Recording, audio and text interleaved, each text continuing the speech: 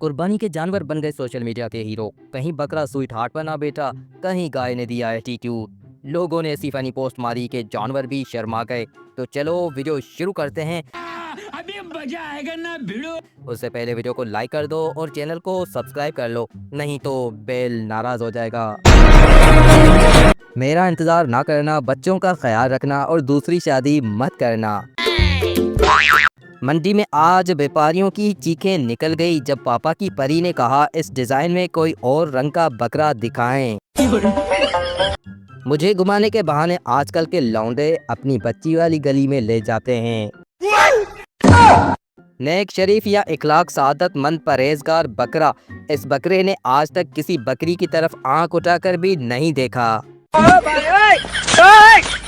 बकरा I love you sweet heart. बकरी हूँ क्या फायदा, अग्गू वड्डी ईद आने वाली है। अब के हम बिछड़े तो शायद कबाबों में मिलेंगे। एक बार दिला दे। ईद पर उन अफराद के लिए जो बीफ नहीं खाते।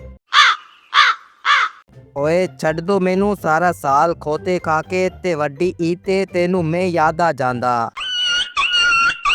तमाम मुसलमानों से दरख्वास्त है कि हमारे गोश्त से फ्रिज नहीं भरने बल्कि गरीबों में तकसीम करना है। आज तुम खाओ, कल मैं खाऊंगी। आधी रात है, वहाँ कोई नहीं होगा। आओ गालिब उनकी गली से बकरा खोल लाते हैं।